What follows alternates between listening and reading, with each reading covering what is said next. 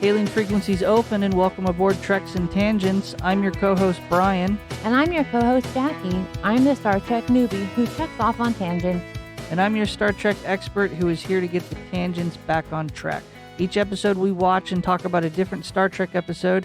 And this week we watched Star Trek, the original series, Season 1, Episode 6, Mud's Women. And jumping right into the episode this week, we'll start by revisiting the Turbolift tease from last episode. That's where we gave Jaci the title of this week's episode. And without any other information, Jaci tried to guess the plot. And I happen to have it here in front of me. Jaci's guess last week was, and I quote, "I am going to say that Mud is a dude. And he has a harem of ladies. And they need help." Boom. Jaci, how accurate do you think you are? A+ star. But is it? Yes, but it's super obvious. The title is Mud's Women. It's obvious that Mud is a person. I've been studying my psychic abilities. I think this was just an incredibly easy title to guess. Well, you didn't tell me how to spell mud, so it could have been like actual mud, like Mud Women. Yeah, I actually don't remember if I did give you the title of, or the spelling of the character's name. But in any case, what did you think of this episode? I'm going to ruin the word, but let's talk about misogyny all over. So congratulations, you have honed in on pretty much how modern Star Trek fans view this episode. It is an episode that is not aged well in any sense of the definition. Like the last 5 minutes is like, oh, we better like make a package here and make it age well, in your words. Well, and I really want to like the episode. I Yes. can't, but there's so much in the beginning of the episode that is extremely intriguing, that has a lot of hallmarks of Star Trek. You have the mysterious ship, you have the last minute beam out, you have the character Harry Mudd, who, if you... Fantastic. Absolutely. If you take his character qualities and just look at him as a character and you remove him from some of the aspects of this episode, it's a fantastic character. Yeah. He returns multiple times in the original series. Oh. They In the same...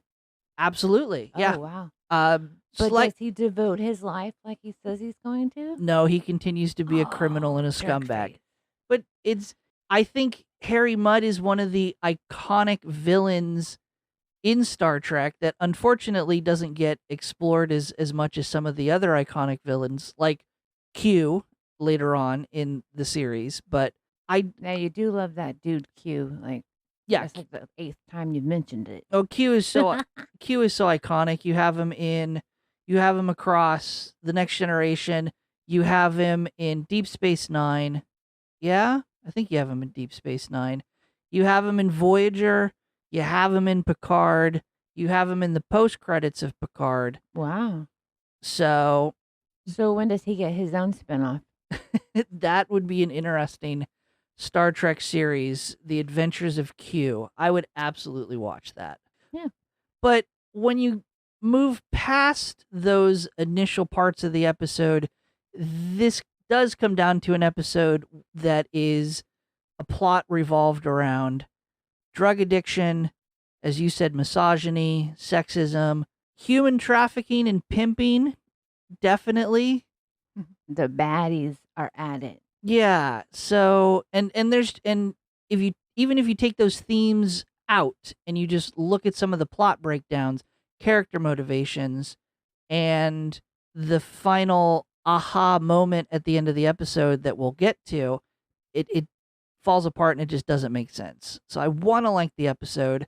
It really could have been a better episode, but I think this becomes the victim of 1960s attitudes and quote unquote societal norms, and it just doesn't turn into a good episode. Certainly not for a rewatch in today's time. Well, I mean, I find it weird how everybody succumbs to all of this, but Kirk, as the leader, magically can fight off whatever it is that is taking hold of our crew. And my man Spock, he just, turns off his emotions, so he doesn't care. But only two out of the thousands that live on there? Yeah, hundreds on Oh, the Enterprise. I don't know. Definitely Spock, completely immune to the. They don't even. I'm just pausing because they don't even really explain what the quote unquote drug, the drug that the women take to become beautiful. They not. God, I gotta bleep that. Um, I, how do I bleep in our recording studio? Anyway, I'll figure it out post edit. It never explains why when they take this drug, they suddenly have this ability to hypnotize members of the opposite sex. It's not just their looks. It is They something. totally do explain it at the end. Confidence. There's the power within. No, Yes. that's an absolute cop out. No, but Which is the problem I have with the ending. I can see that. But they are taking this drug, which not only makes them feel more feminine, more so Harry himself said it. This drug gives women, everybody, more of what they are. Women, beauty, looks, whatever. Men, masculine, anger. He even said that. But like basically steroids, I guess. But our girl Eve here, ironically, Eve is also, main girl of the Bible, which is weird. But like, there I go off checking. Like she withholds and then takes the placebo and then magically returns to however she was when she was quote unquote hypnotizing. And then only the audience knows what's happening because of the fantastic music. Because they have a chime. Yeah, but so you're saying that the drug did not give the women any special powers. It just made them beautiful, and the reaction that we see from the other male crew members of the Enterprise, Scotty, McCoy, Kirk to some level in his quarters with Eve, you're saying the only reason they do that is because they are just so physically attractive, Well, obviously something has to change. Like I get that. and they don't But explain it, and that's my point. exactly, because I mean, we see the bleep in our in the sick bay, but I mean, if they don't explain the physical change, like whatever it is that they're taking, then the audience only has to go on what Kirk says in a very nonchalant way about Eve and how she did it herself, and she's like, "I did." Yeah, and again, that's my problem because when Eve transforms from plain Eve to hypnotic Eve, it is a super physical change in all of them, but Eve is now her hair changes, she has eyeshadow. True, they She- don't have any little makeup packets with them. Yeah. So I don't know. I'll address it again when we get to the ending, but I have ideas on how this could have been written and redone at the ending to have it make more sense, but maybe I'm just shilling for a job as a writer on the next Star Trek series. Well, I think also Tyra Banks was not born yet, but I'm pretty sure these gals nailed the smize for America's Next Top Model. Which will be our next podcast where we watch and break down episodes of America's Next Top Model. Stay tuned on our Patreon. But anyway, I think we've gone off on enough of a tangent here. Let's get back on track. Jackie, why don't you walk us through the episode? All right, so of course we start with our beautiful galaxy, and my man Kirk talks about his captain's log, and it is Stardate 1329.8. I still have no idea what these numbers mean, but sounds good. And so we learn that the Enterprise is in pursuit of an unidentified vessel. And I'll point out that this is another example where they don't quite have it down what the uniform colors mean and what they are, because we see Uhura in command gold yellow and not in her usual red uniform. This, again, was one of the episodes that they pitched as a redo of the pilot. The network Yikes. decided not to go with it as the pilot, but it was one of the earlier episodes filmed. So even 6 episodes in, we're still working our way through these repitched pilot episodes. I think this is the second of 3 that we're going to see. There's one more, I think, coming up where some of the uniform colors and some of these are going to be a little bit different. Okay, because I was wondering, because I was like, wait, she's actually wearing earrings, because I've never seen her wear earrings, like noticeable ones. And she was in a different color, but her uniform still stays the same, like all the ladies in the starship, super, super short. And at least their arms are covered, because I'm sure it's chilly. But, anyways, so as they're chasing that unidentified vessel, Kirk is like asking Spock, is that a Earth vessel? So I'm assuming he's thinking it's another human, but Yeah, Spock doesn't know. yeah, we don't really get a whole lot of alien ships this early into Star Trek. It's definitely mentioned later on in the episode that some of the quote unquote crimes that are levied against Harry Mudd are that he was operating his ship without a transponder, that he wasn't responding to the hails of the Enterprise, definitely flying under the radar. So they don't really know if it's an Earth ship, they don't really know if it's human. They're just making a broad assumption because at this point in Star Trek, we don't have alien vessels, we have human and Earth ships. Oh, that makes sense because Sulu and the other command are talking about how if it really is from Earth, then their engines are going to overheat. They need to slow down. They need to respond to us. What's happening? And then Spock is all, well, we're going to an asteroid which has a Schiller rating of 3.5. Is that another made up thing? Sure. I didn't Cool. I could not remember when I was watching it what that rating was. I'm sure later on someone decided to create the rest of that scale in reference to this one episode. I don't know what it is. Well, we do find out that it is a J class vessel. That's cool. And so, since they changed course and they're going towards that asteroid belt, Sulu's like, what do we do? And Farrell is instructed by Kirk to cover it with deflector screen The deflector shield. shield. See, I'm these terms. And so after they're shielded, both vessels, then Kirk also tells Uhura, see, I butchered her name again. One last time, you better respond to us, or you're gonna get blown up.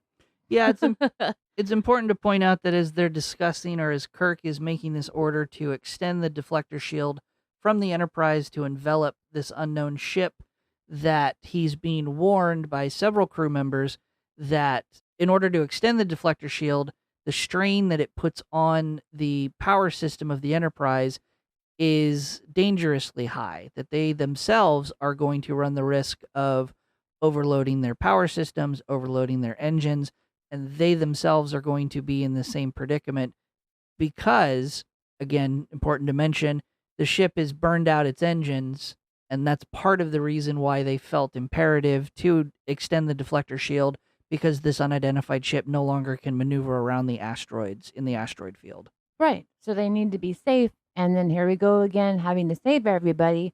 And like, what if it's a bad person? But that is why we have the credits that are fantastic. And then we're back on our bridge. And this is so all of this is happening at the same time, though. We have the bridge and in the transport room. Sulu is talking about the lithium crystals that I guess run the Enterprise, how they're being overcharged, like you just said. But everything is draining, everything is being overheated. And then in the transport room, it's like calm. And Scotty, McCoy. thank you, McCoy, and then Spock like pops down there periodically, like magic, are calm and just waiting for whomever to pop over from the beam. And we are introduced to this hairy mud dude who has introduced himself as Leo Walsh. Captain Leo Walsh. Yes. A man of fake chest hair, many fashions, and even more accents. But he totally reminds me of a Renaissance person. He is definitely he's definitely a cross between a Renaissance fair cosplayer, a swashbuckler, a pirate. Definitely has swagger and ego to match. Again, he's just such a fantastic character that's saddled into a very terrible introductory episode. Does he always have that weird bag thing hanging off his hip that like changes colors every now and then? It could just be costuming, but it looked really bad at I times. I don't remember exactly what his costume is when we see him next. And I'm just thinking, because this is one of the repitched pilots and it's filmed in such a weird order, I don't know if those costumes would have been preserved, because this would have been recorded so far in advance before the television series aired, right? Yeah, that makes sense. So I don't know. I don't remember. Well, I mean, it's just an accessory. So, that's where all the magical makeup palettes live. Yes. So after we meet Harry, then her realizes there are more people, 3 more beings, because they still don't know exactly what has come over. Scotty starts to beam them over, and then their vessel is destroyed by an asteroid. And now everything is just taking a while. It's like in limbo because their vessel is gone. The crystals are being used up on the Enterprise for energy, so the transport beam is just taking its happy time.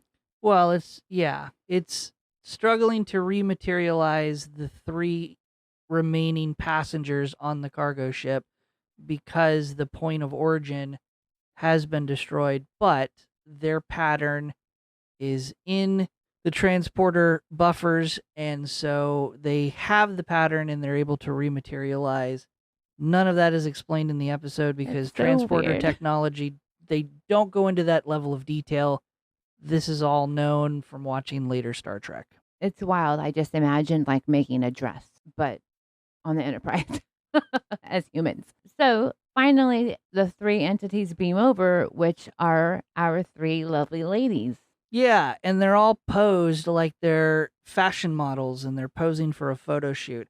Despite the fact that you have to imagine for the last several minutes before they beamed over, they're on a ship with 0 engines in the middle of an asteroid field.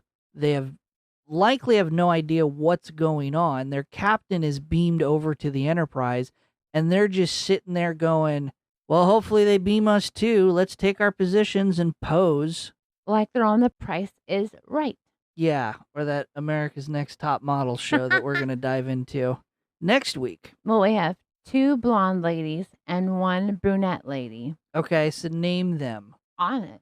All right, so we have Magda, who is in lilac short dress that's asymmetrical. She has also a short hair, like a little asymmetrical bob. Then we have Eve, who is wearing that beautiful long pink gown, long hair that's like French twist to the side. And then we have Ruth, who is wearing a like Polynesian inspired green long dress, and she has beautiful dark hair and light eyes, and they're all wearing sandals, and each of their gowns, including Magda's, are so sequined. I love it. I'm sure everyone was like wearing sequins at the end of the day. Well, that was So very exciting. That was very in depth. I think you got Eve right. What color is Magda's hair? Blonde. It's blonde, brunette, Okay, and Ruth is brunette, wearing green. wearing green. Okay, you did get She's them from right. a sea ranch. Okay, you did get them right. Boom. So we have these I'm just 3 so excited. Sorry. gold star. Fine. Back Right. on track. We have these 3 women that have just beamed on board, posing like they're fashion models. McCoy and Scotty are completely hypnotized by the women. Very, very Like quickly. drooling. Like, yeah, like cartoon Looney Tunes. They need wolf. like the hearts popping out of their eyes. Yeah, their jaws hit the floor. The tongue rolls out. And Spock is there just like, I don't get it. very, I think, Annoyed. yeah. Again, Vulcans aren't supposed to express emotions, but you're definitely He's getting really good at annoyed. he's getting definitely a vibe or an aura of being annoyed. So anyway, they report to Kirk that they've managed to beam the three women on board because Kirk is wondering if Kirk is still on the bridge, so he wants to make sure that everyone has been beamed off of this cargo ship that has just been destroyed. They tell Kirk that yes, everyone's on board, and so Kirk orders Captain Leo. I'll refer to him as Leo just because we haven't in the episode given his real name yet. Orders the captain to Kirk's quarters to interrogate him because Kirk is upset with how he was running the ship. He was running away from the Enterprise, wasn't communicating with them. So he orders him to his quarters. And it's like Leo tries to explain to Spock what the deal is. And Spock's like, just talk to the captain. So Spock leads them to our turbo lift. Well, their turbo lift. And as they're walking down the hallway, we have the same reaction with all the male crew members. It's, of course, not as noticeable because it's what we're seeing a scene. But, I mean, come on, guys. Be professional here. Now we're in the turbo lift because we have to go see Kirk.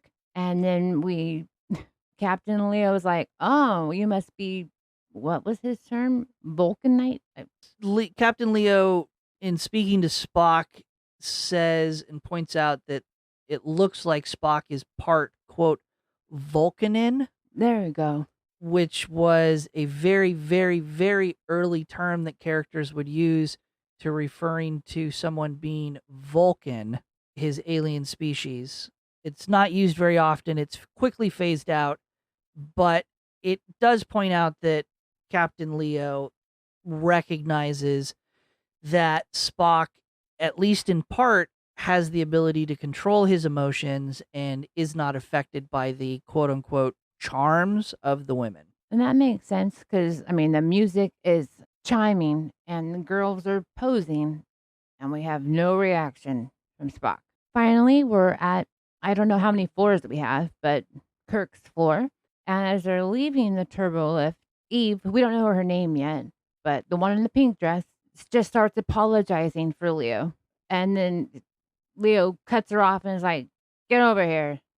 Yeah, Eve's exact words to Spock is as apologizing for Captain Leo's behavior and abruptness and words. Eve says to Spock, he is so used to buying and selling people. And then that's when Leo cuts her off. I found that weird too. Well, it's a way. Well, our first hint of, because he calls them cargo. Yeah, that would be the absolute first sign of problematic themes of this episode. This would be another sign where Eve is literally apologizing for Leo's rude, arrogant, egotistical mannerisms by saying he doesn't know how to interact with people because he's so used to just viewing people as cargo and commodities than human beings. He lacks social skills. Literally apologizing for him being a pimp and a human trafficker. True. And again, no emotion. And then we arrive at Kirk's quarters and they all go on in. And we get several shots of their faces, their bodies. It's also important to point out as they're walking down the hallway, originally from the transporter room to the turbo lift to get to Kirk's quarters, we get a very provocative camera angle shot of what I will just describe as the three women's backsides. Yes, it was very, and these ladies had to be like perfect in whatever the assumption of perfect lady body was at that time. Right. But in Kirk's quarters, Kirk is absolutely, like all the other male crew members so far, hypnotized by the three women. Spock, less annoyed in this scene, he looks entirely smug and amused at Kirk's reaction. Yes, and this is where Captain Leo does refer to them as cargo because Kirk is trying to swallow up this weird feeling he's having. Is like, oh, is this the rest of your crew? These lovely ladies? And Leo is like, yes, they're quite lovely, but they're my cargo. Like, ooh, creepy. Yeah. I mean, as the kids call it, cringe. yes, we are going to appeal to the children and the kids and the hip teenagers listening to this podcast. And as we go into our new captain's log, the scene is just Leo in the background looking so happy with himself, and Kirk gobsmacked with whatever hypnotism they have. And our new captain's log is Stardate 1329.1. We've taken aboard from an unregistered transport vessel its captain and 3 unusual females. They have an unusual magnetic effect on male crew members as well as myself. They have, without an unknown explanation. So then I'm presuming that Kirk has a study or an office because we're not in like his bedroom anymore because he has a desk. It still would be his quarters, but I presume as the captain, well, I'll put it to you this way. As the captain, he would be afforded more luxurious and bigger quarters than a standard crew member, A. Like a suite. B, we're going to be reusing a lot of sets. So it's going to be, as an example, many of the crew quarters are the same. They just redress it with different furniture and different camera angles. So we're still in his quarters, but he definitely has a workstation or a little work desk in his quarters. That makes sense. So now also another example of how rude our Leo is as they're sitting down to chat about what's happened. Leo takes off this giant hat of his and just throws it on the desk where Kirk has already sat down and is going to start writing. It's Yes. annoying. Yeah. Examples of his egotistical personality. Again, one of the better moments of showcasing who this character is. Again, it's too bad that he has to be part of this terrible episode.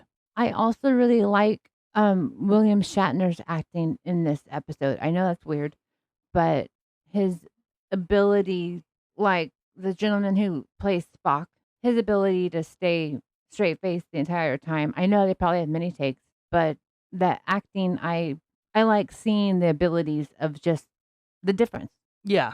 So after he's thrown his hat and they have this disrespectful look from Kirk, Leo Walsh is pleading his case about how could he know that this giant ship was a starship and how it was going to be safe and he has to take care of these ladies and blah, blah, blah, blah, blah. Yeah, he's backpedaling. He's trying to get out of being in trouble. Yeah, because Kirk is like, no, dude, all of these offenses that you have done, so I'm going to be pressing charges on you, basically, and we're going to have a hearing. And Mr. Spock can provide whatever legal information you need for your defense. That's on you. And then he tells security, Kirk has security take Leo to his own quarters. He has to stay there, but we don't really know where the gals are going to stay. But we find them in the conference room. Yeah, it's important to note that Kirk's orders to security are to confine Captain Leo in his quarters, and there's no mention of confining the women to the quarters.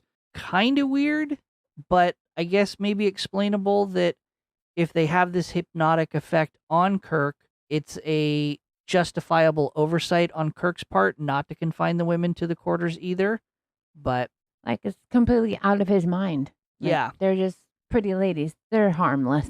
Yeah, but imagine if the women were confined to their quarters or Mud's quarters at the same time, how that would affect the plot. They wouldn't have the opportunity to steal the communicator to radio down to Rigel 12 later in the episode and set up the whole trade and go behind Kirk's back and put Kirk in a corner about how to obtain the crystals that they need. Just a random thought. Because they're spies. But anyways, we're back at the bridge now, and Mr. Spock is acting as captain. So is he like second in command? Is that why he's I find him always, when Kirk is not out there, Spock is there? Yes. Like they're interchangeable? Even though Spock's role is a science officer in this chain of command on the Enterprise, Spock would be second in command to Kirk. It's also not uncommon for there to be different shifts on the bridge and for whoever the highest ranking officer is on the shift on the bridge at the time would be in command, while Kirk, as an example, is on an away mission to a planet or even just off duty and sleeping in his quarters. So, Right. Okay, that makes sense. Like when Scotty was in that a couple episodes ago. Okay, cool, cool, cool.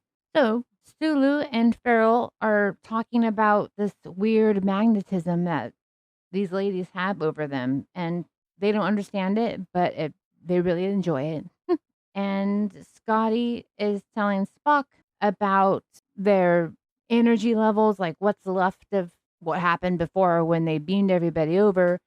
Because we have of the 3 lithium crystals that they have, 2 are 6. they have 6. Okay, thank you. So then now I'm more confused because they only talk about 2 being gone and a third having a hairline fracture, and then we never hear about the other 3 because they're I think there are 6. I seem to remember. well, Kirk says he will buy 6 when they go to the planet. Yeah. And they don't have any backups. See, it's so weird because then we learn about batteries and all this beaming broke a bypass, all these words that I don't really understand.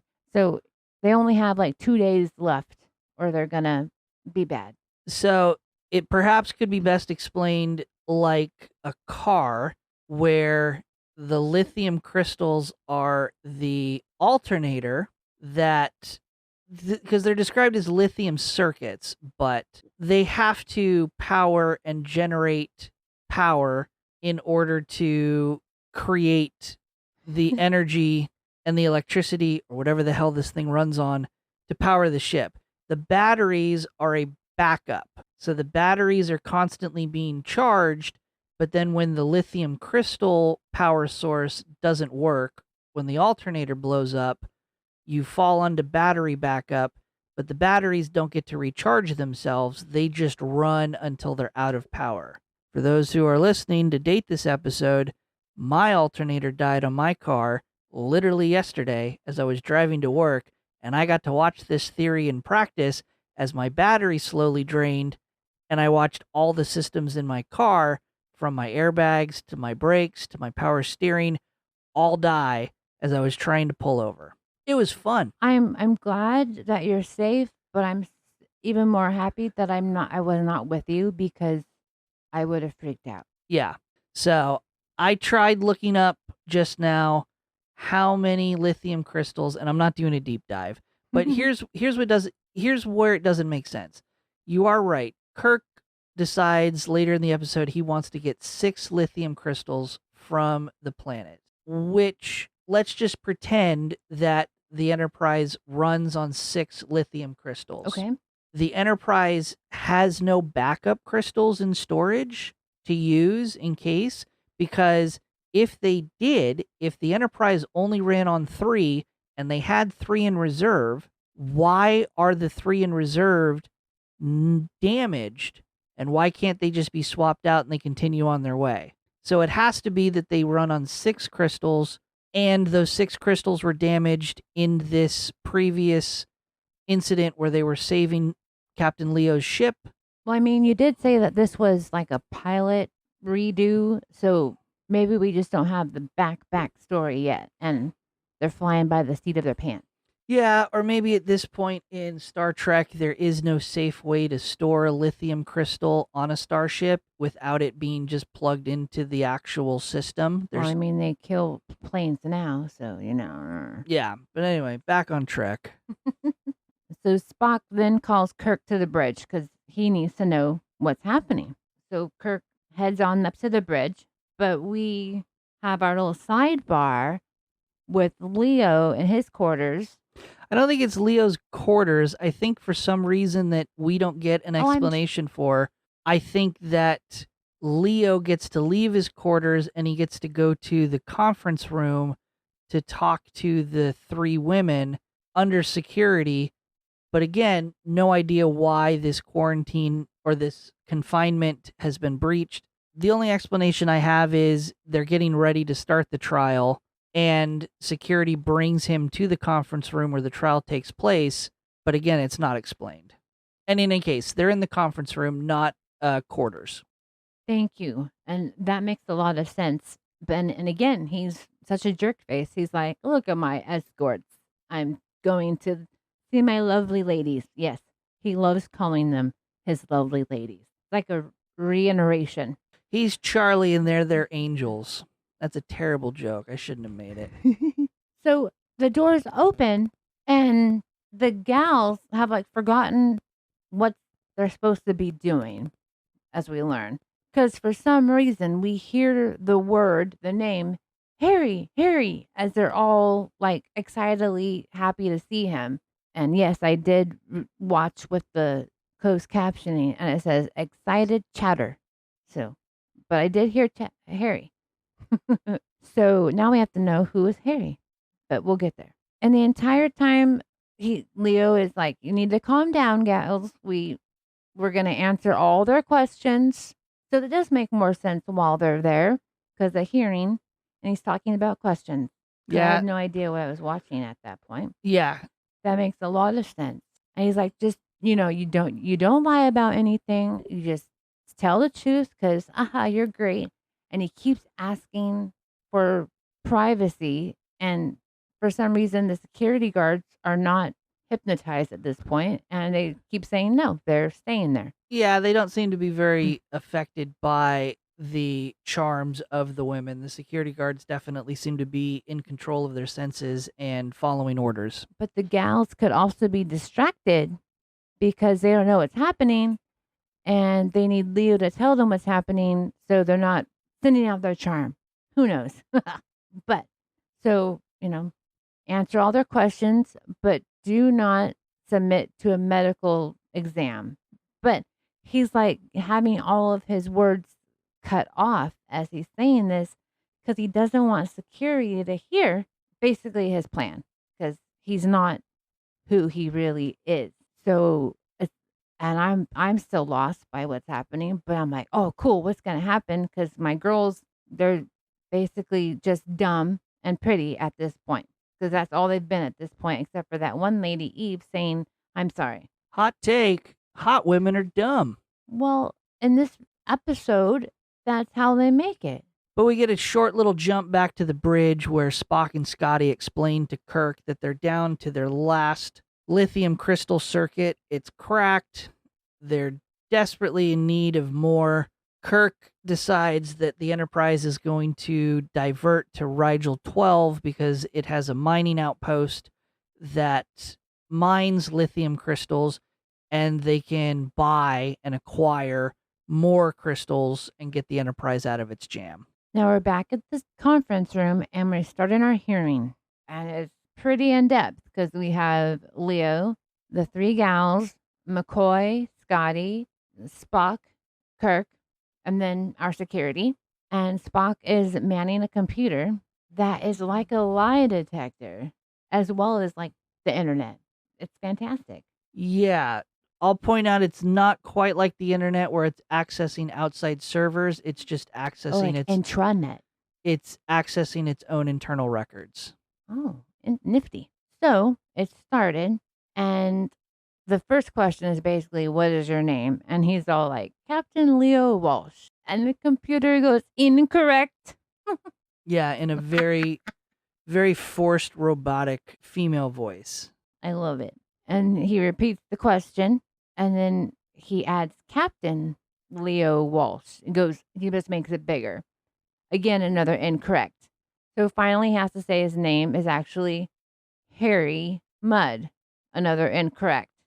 And then he has to give his actual legal name, which is Harcourt Fenton Mudd with 2 D's.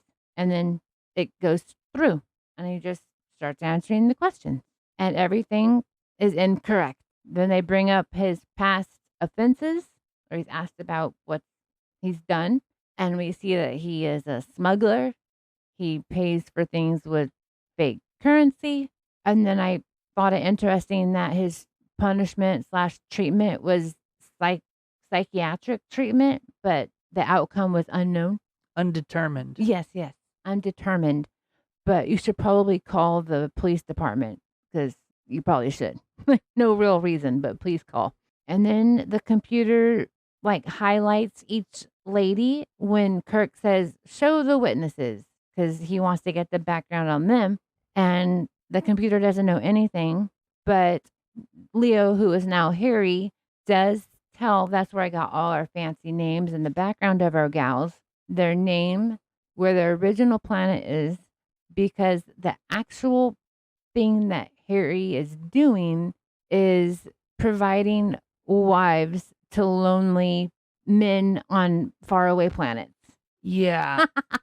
So this is where the episode tries to justify the pimping and human trafficking They're lonely. by Harry Mudd's trying to portray himself as a matchmaker, where he tries to paint himself as, I go to these far off planets that have women who will never get off of the family farm or out of their situation, and I transport them and pair them up on settlements, and this is the service that I provide, as again trying to portray himself as a matchmaker. It's also of importance to note that all the women at this point in this interview, to varying degrees and in different ways, but all of them are portraying themselves as willing participants in this.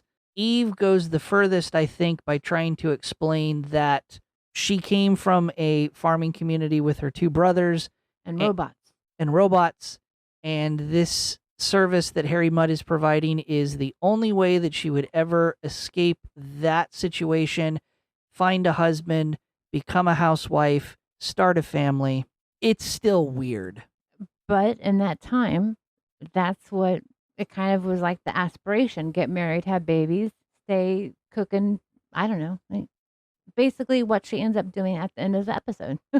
Yeah. But then Kirk wants to know who is Leo. And then we learn, or go on this tangent again, that Leo was originally the captain, but he sadly passed away. And, this is like, this trip is in his honor and blah, blah, blah, blah, blah. And Mudd didn't want the opportunity for these three women to go away. So even though Mudd doesn't have the license to operate the ship, even though he's a smuggler and a criminal, even though it is not on the up and above board, again, this is another... These women need, a life.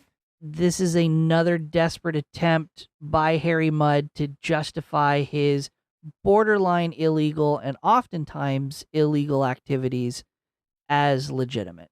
And while he's telling this story, it's like their magnetism goes on again because they're being talked about, these ladies.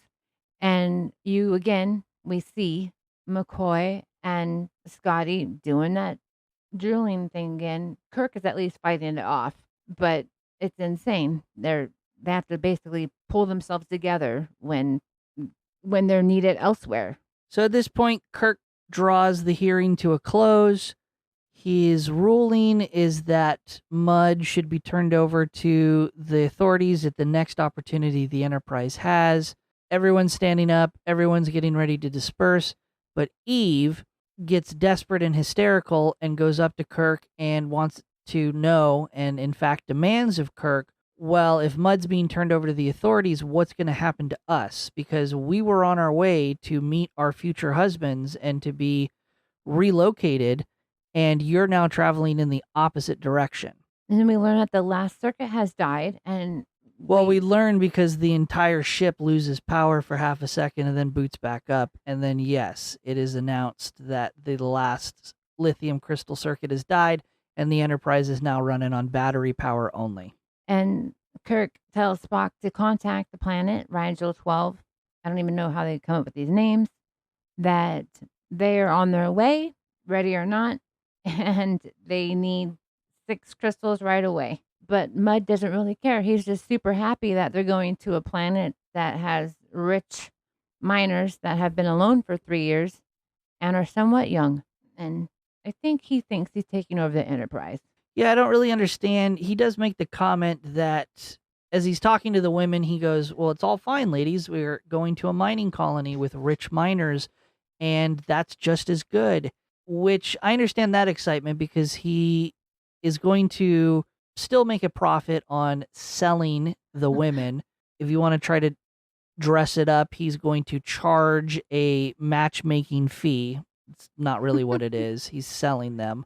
But he then also gets super excited because he, yes, makes the comment that he is going to become the captain of the Enterprise and take over the Enterprise. How is he going to make so much money selling these 3 women to the miners that he's going to buy the Enterprise? Makes no sense. And he has this entire idea throughout the rest of the episode. It's weird. Yeah. But he is again confined to his quarters under guard, and our ladies are free, wandering around. And again, they have this magical power, and we see them interacting with random men. We don't know yet what's happening. And finally, we're popping into the sick bay, and McCoy is futzing, who knows, his scanning machine. I don't know what he called it, but it was interesting. He actually had a name this time other than just what the vital signs are. And Ruthie just kind of like drapes herself on his door frame. Is like, all right, am I interrupting? And he's like, of course not. So come on in. And this is where I realized that she nailed that smize. Because, I mean, her eyes are gorgeous. But anyways.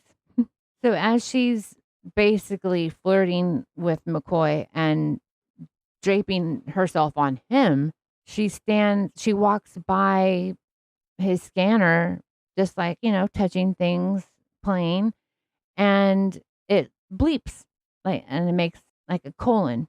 And then he's like, can you go back to my scanner? Yeah, he's fascinated, and it seems to break the hypnotic spell partially for half a second because the sickbay equipment is obviously reacting to Ruth in a way that McCoy has never seen before, but we don't really get a explanation to why this happens. Again, it defeats and diminishes and throws into question the ending of the episode where Kirk tries to give the explanation of it's just your inner beauty, it's your inner talents, it's your inner confidence. If that's the case, why do they have the power to throw off the sickbay equipment? That's true, because he even asks if she's wearing a weird perfume or been around radioactive stuff. Yeah. But now we pop over to Kirk's quarters, and he's just wandering in, and we see Eve draped over his bed. Yeah, can we talk about the fact that it seems like none of the doors to the quarters have locks? They just go...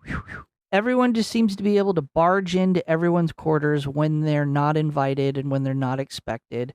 We had Yeoman Janice in the last episode just waiting for Kirk.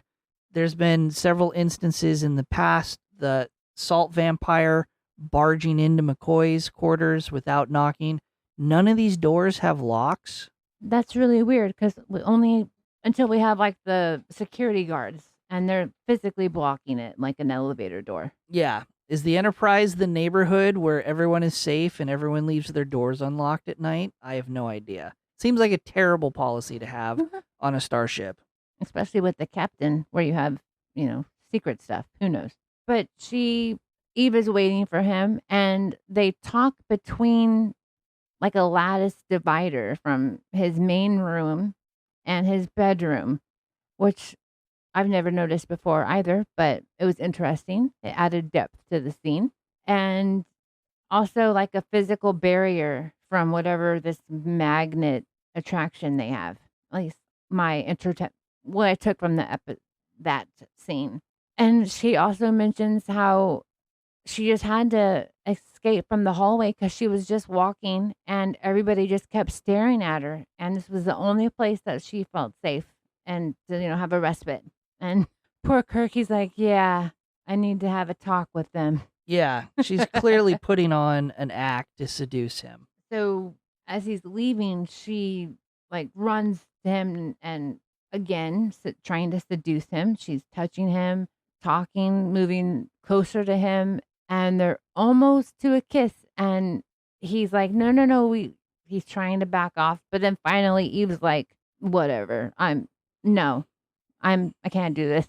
And runs away. Yeah, so And he's like, "What?" instead of Kirk resisting Eve, Eve gets right to the threshold of sealing the deal and seducing Kirk fully to achieve whatever subterfuge and lies that she wants to get away with.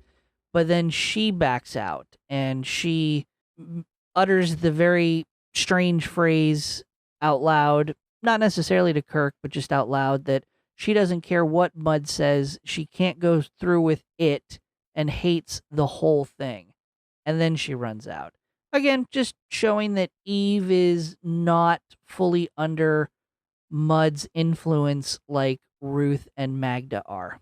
In Mud's quarters, Ruth and Magna are reporting back to Mud that they're on the planet. There are 3 men in good health. They've been alone for 3 years, and they should just be happy to have these gals, one for each of them. And he's very pleased.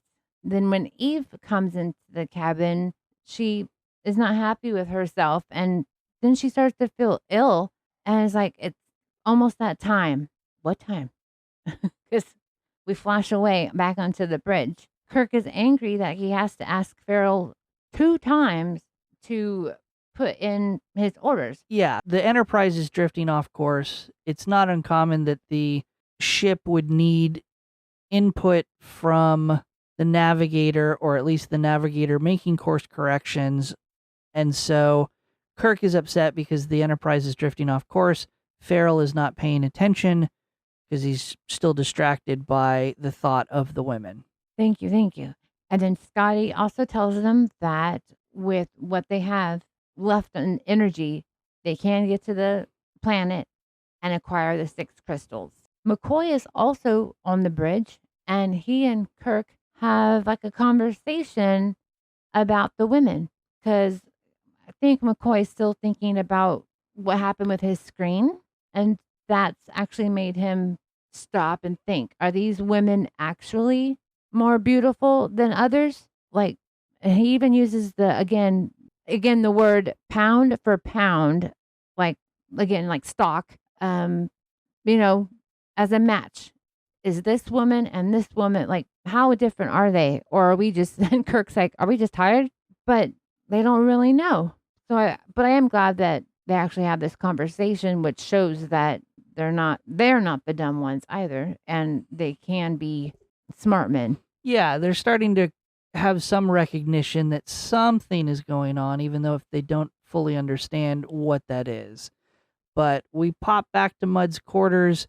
Ruth and Magda, probably Magda, gives over a communicator that they've somehow swiped from somewhere on the Enterprise as they were roaming around. And Mud uses that communicator to contact Rigel 12. Makes absolutely zero sense. Huge problem with the plot hole. There's no way that that communicator device, A, can reach Rigel 12, even though they're coming up on Rigel 12, doesn't have the range. B, there's absolutely no way that whoever is on the bridge monitoring communications, or her main job, wouldn't have detected that communication being sent out toward the planet. Absolutely makes zero sense. But whatever.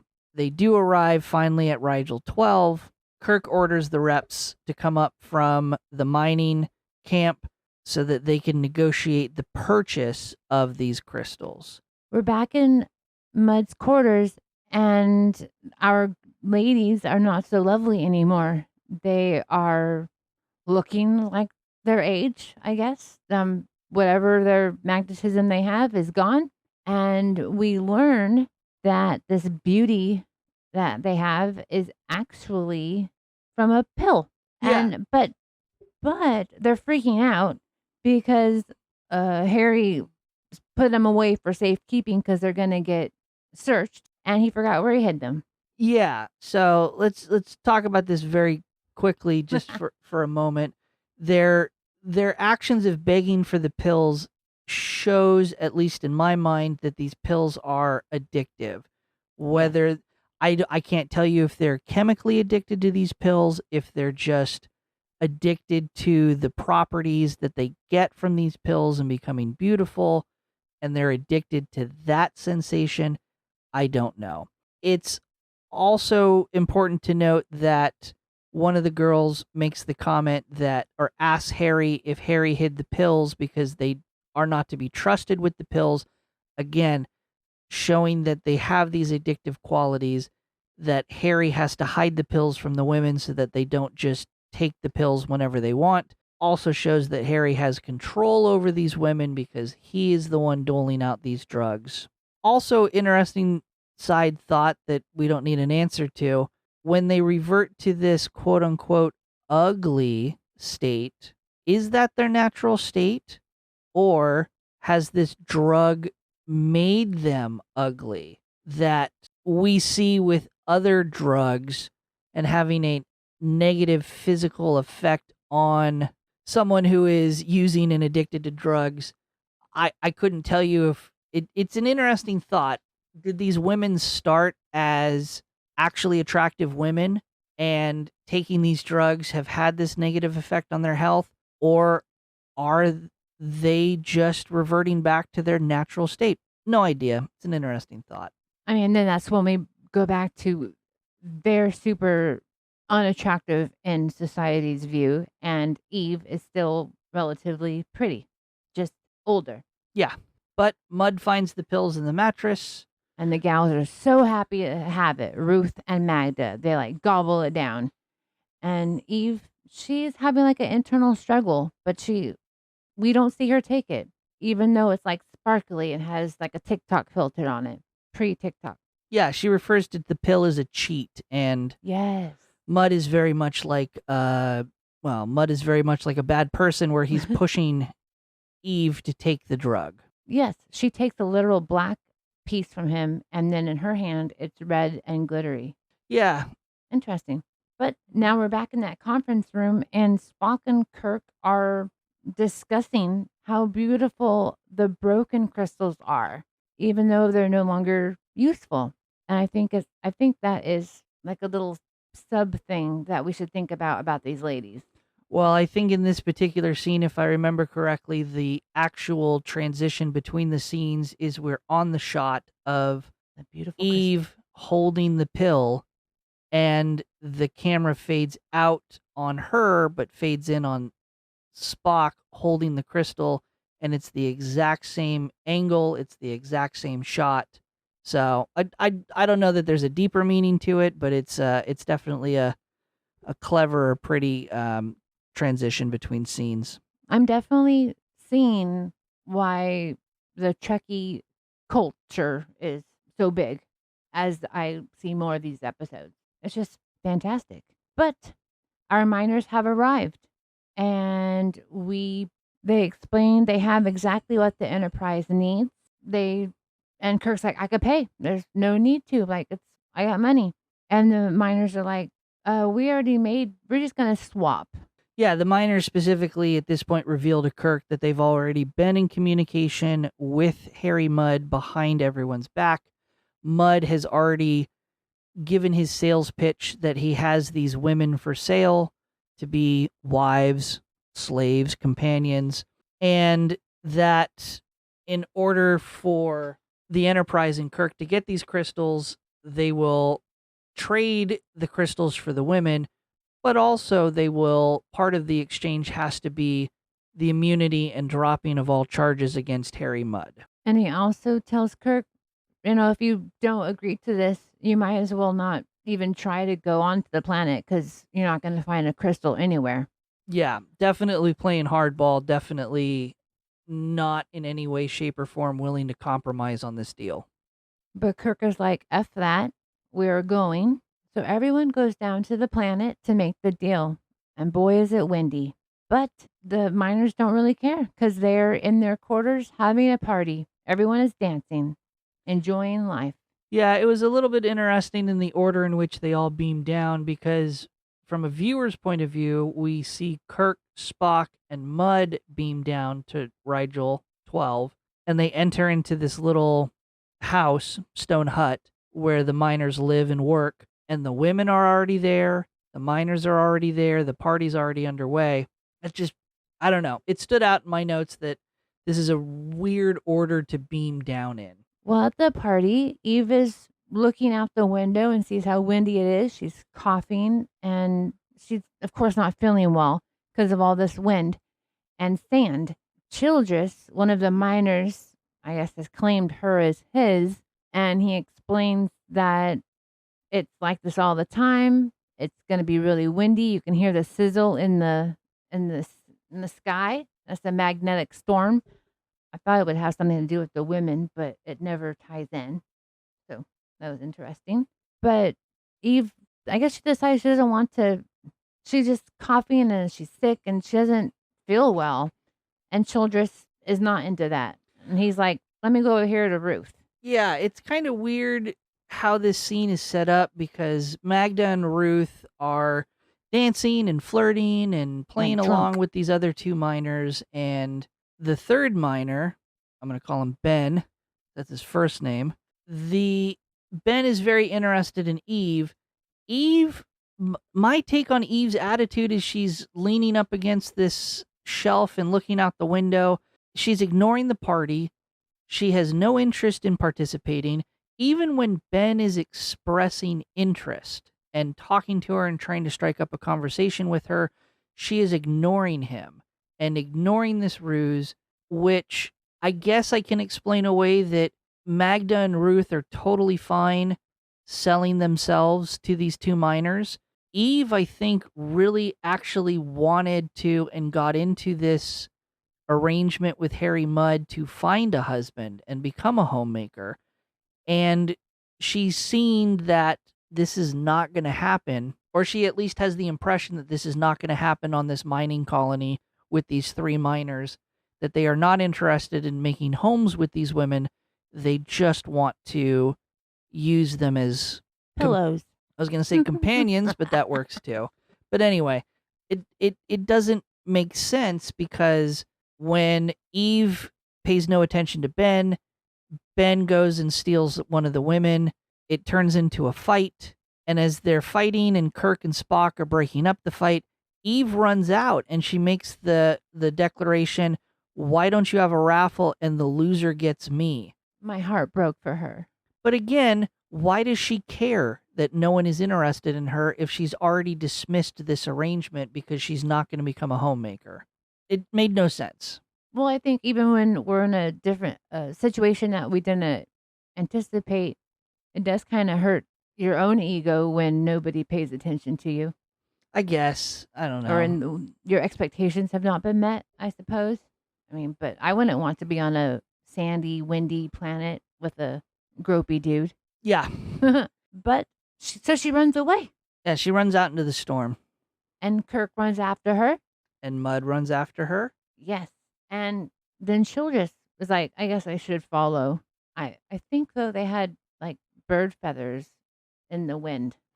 From the sand effects? Yes, it looks funny. Okay. So they're looking for Eve. They can't find her. We get several minutes, probably not even minutes. It's probably less than a minute, but we get several shots of Eve in the sandstorm, Kirk in the sandstorm. They can't find her.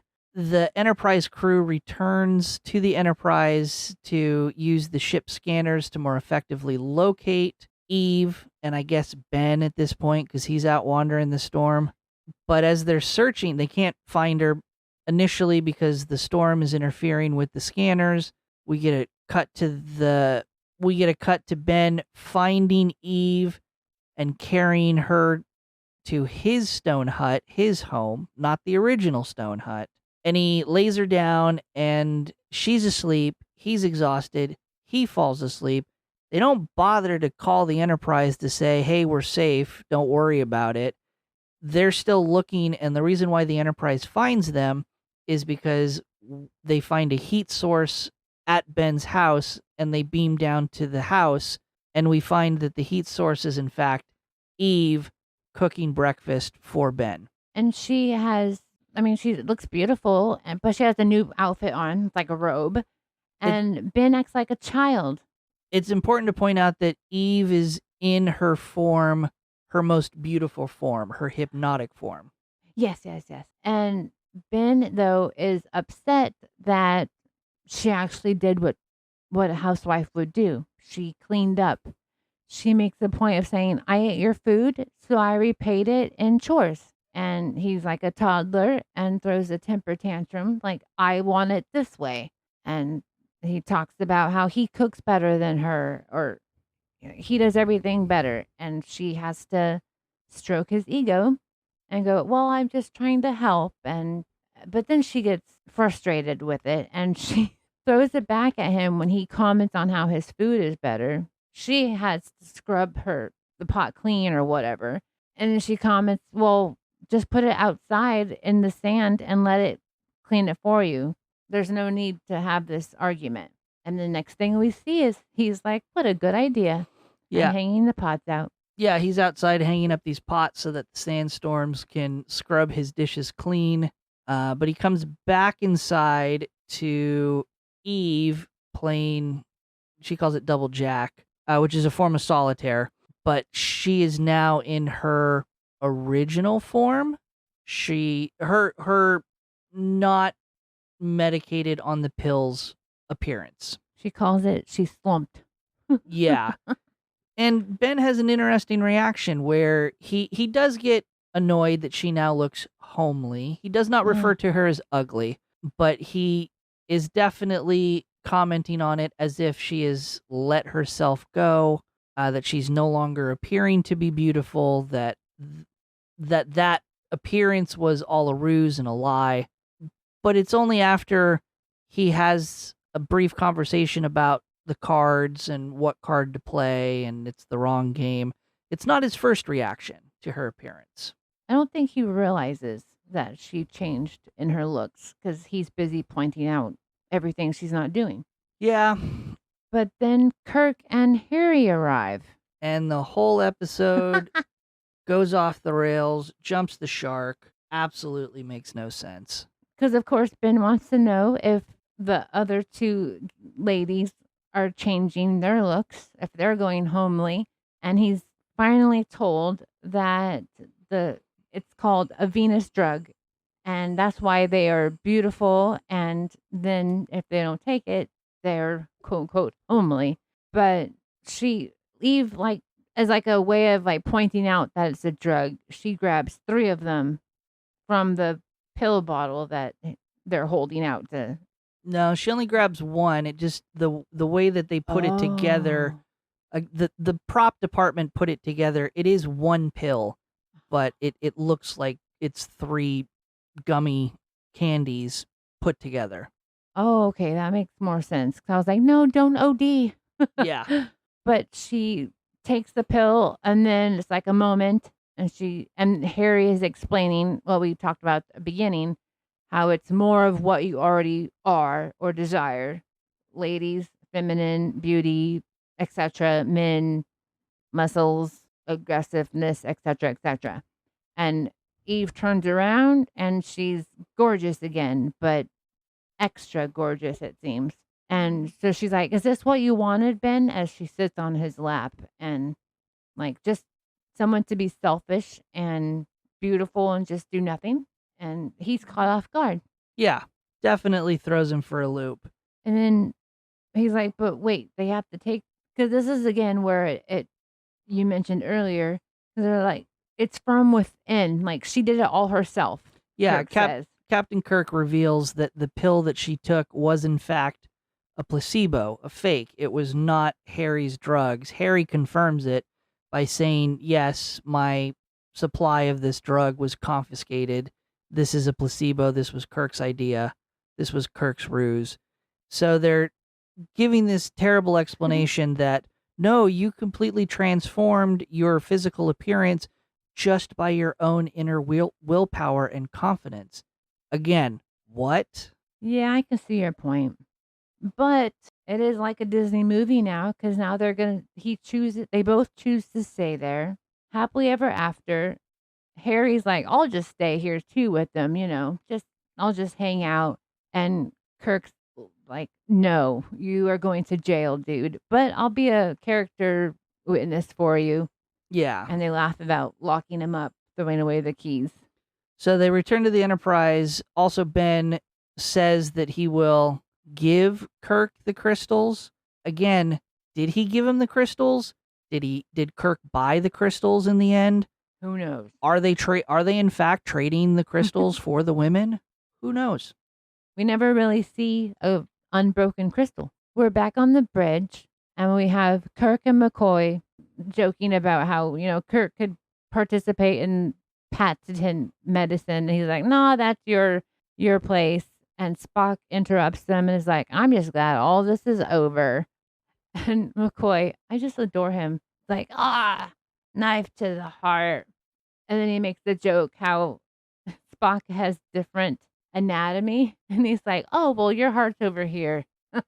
Yes. And the episode just kind of, They just go away. it just fizzles out and they just start resuming their course and roll credits. So, Jackie, what did you think about season 1, episode 6, Mudd's Women? I mean, our plot I didn't really like, but as I was saying, I mean, it's beautiful. I love the music. I mean, I could listen to the soundtrack all day long, but I could just be a weird, emotional, romantic person. Yeah, I don't really, like I said in the beginning, I really want to like this episode because it has the introduction of Harry Mudd. I think Harry Mudd is an interesting character. I think he portrays a fantastic villain compared to some of the other problems and villains that the Enterprise will encounter.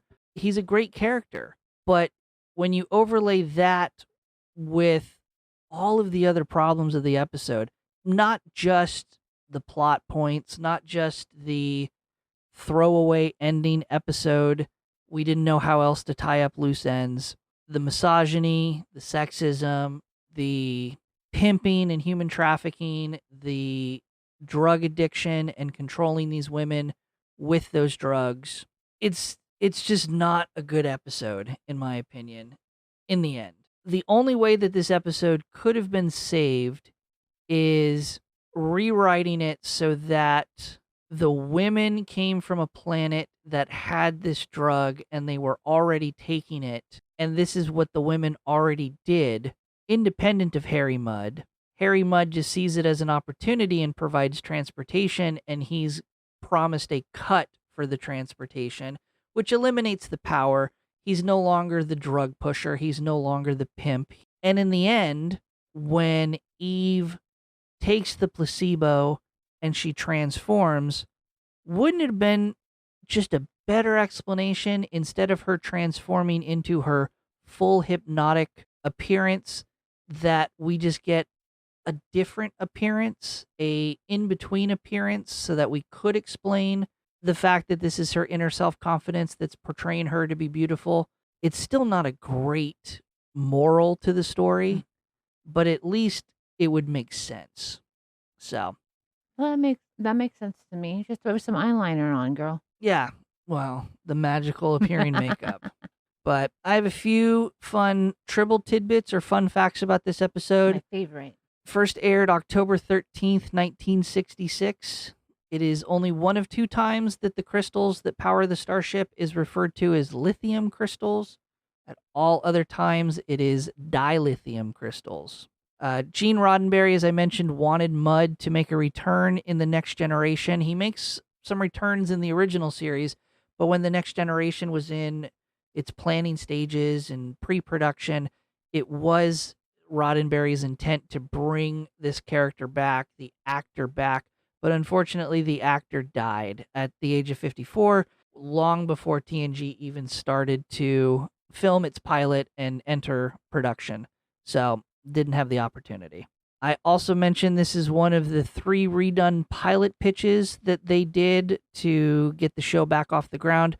The other 2 being, we've already covered, Where No Man Has Gone Before, and the third pilot that they pitched, that we have not seen yet, is the Omega Glory. We'll get to that. Despite this episode not aging well, this episode was very well received at the time, which just shows the difference in time periods. Harry Mudd's character's name was inspired by when Roddenberry drove past Harvey Mudd College, spelled the same way, Mudd, just outside of Los Angeles. He drove past it, saw the name, thought it was funny, and used it as the inspiration for Harry Mudd, the character name. And my final tidbit, we've already mentioned, Ruth and Magda have extensive makeup, rubber cement. They go through painstaking transformations for their quote unquote normal, ugly, non pill induced looks. Eve just doesn't have any superficial makeup, and her hair's a little bit disheveled whenever she's portrayed in that view. But those are your Tribble tidbits. That's really interesting. And the more I think about it, I mean, Ruth is, I think that's why they said this is why, what planet they're from, because Ruth does kind of resemble a sea creature. Magda resembles whatever kind of planet she's from. And Eve is like a homely farm girl. Yeah. That's kind of cool. Well, to me. And this is the part of our show where we rank the episode. We pretend that the episode is a member of our fictitious crew, and we assign a Starfleet rank to that episode. The rank is given not only on how much we enjoyed the episode, but as a way to determine how strong of an episode it is and how important of a crew member it is on our fictitious ship. A higher rank means we enjoyed the episode more when we watched it and consider the episode a more important member of our crew. A lower rank means we think the episode was less entertaining and the episode is more of a disposable crew member that wears a red shirt. For the ranking systems, we also limit the higher ranks. So an admiral or a 12, 15, 20 out of 10, the absolute cornerstone of the series, of the season, only gets to be 1. We then have captain, a perfect 10 out of 10, commander, 8 or 9 out of 10, lieutenant commander, lieutenant junior grade, all the way down to an ensign, which would be a 0 or 1 out of 10. Jackie, last week you ranked The Enemy Within as a lieutenant commander, which is the highest ranking you've given so far to any episode. How would you rank this episode on your fictitious ship, the USS Galactic Glitterbee? I am torn. I want to give it so much higher than I am because it's just, I can't get over livestock as women as livestock. So I will just keep it in the middle and as a lieutenant commander, because again, I mean, the acting, the, for lack of a better term, choreography of everything, I think it balances out. Yeah, lieutenant commander with extra glitter. So, lieutenant commander, that's still going to be the highest rank you've given an episode, 6 or 7 out of 10. This will be the third episode you've given that rank to. You can have a maximum of 10 lieutenant commanders on your crew. Uh-oh. Also, as a reminder to the listeners, at any time during the season, we can do field promotions, we can do field demotions if we deem it necessary, but... Good, that's good to know. I'm also extremely torn on what to rank this episode. It is an extremely problematic episode with the overall themes of human trafficking, using a drug to basically control other humans. It also just has some terrible plot points. The ending makes absolutely zero sense. It's almost like the writers tried to redeem all of the sexism and misogyny in the episode by making it about inner confidence, women empowerment, and it just falls so flat. And I would absolutely not hesitate to give this a rank of ensign if it was just based on that. But we do have Harry Mudd, a fantastic villain in the Star Trek universe. He's very entertaining overall. I'm going to Google the actor. Yeah. And I just really hate the fact that we're introduced to this character in this episode, which forces him to have these traits of being a pimp, a human trafficker, someone who controls women with drugs, and someone who just views women as cargo. So on my starship, the USS Cosmic Shark, as much as I would love to give this episode a higher rank and give it a better chance, it can't be an ensign. It can't be the bottom of the barrel only because of Harry Mudd. this is going to be a lieutenant junior grade, second to the bottom, 2 or 3 out of 10 for the ranking. I've also ranked Charlie X at the same level. So those are our rankings. Compared to IMDb at the time of recording, I think this rating is absolutely influenced by the fact that this episode did not age well. These are modern rankings, of course, but it is a 6.7 out of 10. I win. As a reminder, we'll post an updated graphic showing our rankings to our Patreon a day after we publish this episode. So this episode will come out on a Tuesday, and this will be posted to our Patreon on Wednesday. Find us at patreon.com/Treks and Tangents. We'll be back next week to trek through another episode, but first we have to give our turbo lift tease or elevator pitch to next week's episode. This is where I give Jackie the title of the next episode, and Jackie, with no other information and having not watched the episode before, she will give her best attempt to guess the plot of that episode. Let me warm up. That sound can, for those who are listening, that is Jackie rubbing her hands together anxiously. That is not picked up on the microphone. But Jackie, next week's episode is entitled, oh no, What Are Little Girls Made Of? Everything nice. But I'm sorry, what was the title again? Please remember, we're trying not to get canceled. What are little girls made of? Why would they name it this? Especially after this episode before. Yikes. I'm just going to go on a limb and say sugar plum and cinnamon because I don't want to get us canceled. Well, let's tune in next week and find out if we've guessed right, even though we've managed not to. It's not right. No, it's not. It's not bad. I'll say that. For those who are going to tune in next week, it's a very out of context, unrelated title. It's hard to guess. Well, then why do I have to do that then? Because that's the whole premise of the show. Can I have a hint? Can you have a hint? God, I have to transcribe this. Okay, I will give you the... how do I give this a hint? I will give you this hint. It is centered around a relationship with Nurse Chapel. I don't even know who Nurse Chapel is. She was the nurse in the sick bay for the naked time that had the terrible wig that professed her love to Spock. Oh, I don't know. Well, obviously, we're going to learn more about Nurse Chapel. I don't know. After all those hints, ladies and gentlemen, we're going to leave it at that. If you want more show information, you can find us and directly support our podcast. Stop laughing. You're ruining the benchmark. On Patreon at patreon.com/Treks and Tangents. You can also follow us on X at Treks_Tangents. We're also on Instagram and Blue Sky at Treks and Tangents. Jackie, this has run so long. Where can people find you and what are you up to? I am mainly on Instagram as Jaboom, and I also have started up my beadwork and jewelry and whatnot at Glitter Pity. That's IE at the end.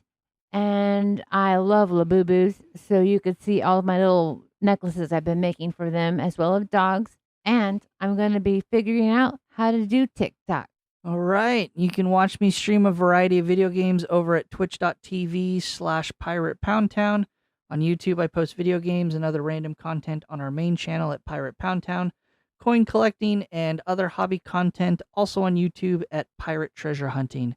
I post socially on Blue Sky at Pirate Pound Town, and I can be found on Instagram under Pineapple Cannibal because Instagram has banned Pirate Pound Town for unjust reasons, but I'm still proud of it. Links to all social media mentioned can be found in the episode description. Thank you for everyone for tuning in to this episode. We hope you had fun like we did, and we will see you all next week. See you later. Time. End transmission.